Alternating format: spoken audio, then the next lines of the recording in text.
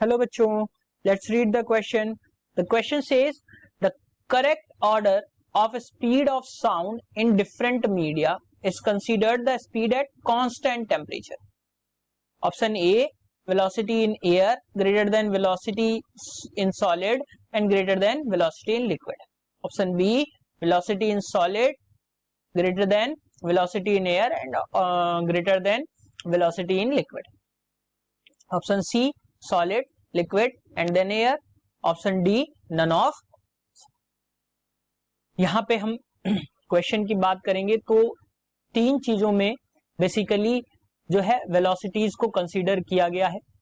तो पहली बात जो लॉजिकली होती है वो क्या होती है, साउंड की स्पीड सॉलिड में सबसे अधिकतम होती है. अगर हम सॉलिड की बात करें तो वेलोसिटी जो होती है वो सबसे अधिकतम होती है. उससे जो होती है लिक्विड्स में होती है और सबसे कम वेलोसिटी होती है वो होती है, it should be Q, sorry, liquid, और फिर होती है एयर में. यानी कि जो सबसे ज्यादा है वो सॉलिड में है और उससे कम जो होती है वो लिक्विड में और सबसे कम जो होती है वो एयर में होती है. अब अगर हम यहाँ पे एक चीज और नोट करना चाहें तो हम नोट कर सकते हैं, वो ये है कि अगर हम कांस्टेंट टेम्परेचर पे देखें तो सॉलिड में, एल्युमिनियम में यानी कि सॉलिड, और हम बात कर रहे हैं एल्यूमिनियम की, कांस्टेंट टेम्परेचर की बात हो रही है, तो ये होती है 6420 मीटर पर सेकेंड.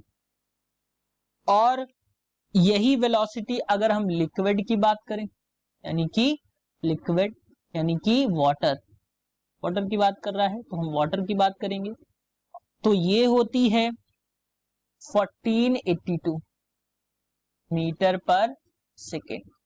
और यही चीज अगर हम एयर में देखें तो ये होती है आपकी 343 मीटर पर सेकेंड.